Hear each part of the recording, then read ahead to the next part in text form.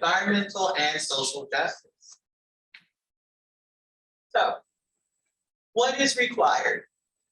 A social equity element is the study, planning, policy development, and zoning recommendations that utilizes an equity lens in all planning processes, including work on climate change and resilience, economic development, education, energy, and resource consumption, public health, heritage preservation, housing, mobility and transportation, and public spaces. An environmental justice element is the study, planning, policy development, and zoning recommendations that seek to minimize and equalize the effect of environmental hazards among all people, regardless of race, ethnicity, or income level. It shall review the appropriateness and location of all existing industrial lands and their proximity to adjacent communities, and whether zoning adjustments or phasing out of incompatible uses are needed to correct for injustices over time. Now, while both social and environmental justice are key components of each chapter of NCC 2050, these efforts are also summarized in a standalone chapter in the document. So NCC 2050 envisions, first and foremost, community partnerships. Achieving environmental and social justice will require broad collaborative efforts from all levels of government, community groups, and our residents. It is our obligation to set policies and enact regulations that support and protect the health, safety, and welfare of all residents of the county. This includes protection from environmental and health hazards, equitable access to services and infrastructure such as parks and schools, and the ability to participate meaningfully in the public decision-making process. So how do we get there? What are our strategies? Let's ensure that planning, zoning, and related efforts do not make existing problems worse. Next, let's ensure transportation and land use development are coordinated.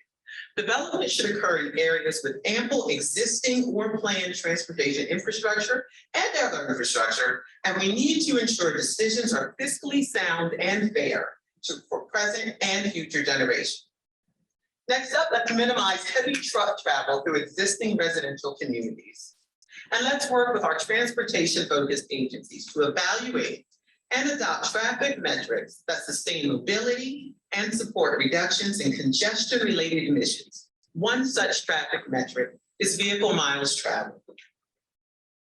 Other strategies include locating new neighborhoods and businesses in areas that will not be directly impacted by environmental threats, including sea level rise and flooding. Mitigation efforts will minimize the adverse impacts on existing neighborhoods and businesses. We'd like to discourage development and redevelopment in hazard zones and incorporate strategies that strengthen our community's ability to respond and be resilient in the face of unplanned change or disaster. We'd also like to make disaster planning efforts an integral part of all comprehensive planning efforts, including our small area plans. Let's create equitable access to open space and recreational opportunities. Next, let's prioritize infrastructure investment, our roads, our parks, in underserved areas. Other strategies include encouraging community benefits agreements for larger development projects. And we'd like to address air quality and environmental concerns in environmental justice neighborhoods by insisting that our statutory authorized government agencies such as DENRAC, the State Division of Public Health, as well as the WMACO Air Quality Subcommittee continuously conduct environmental testing, such as but not limited to air monitoring, fence line monitoring, and dust control. Next up, let's work with our community partners to build direct communication and tailored engagement approaches to local neighborhoods and residents.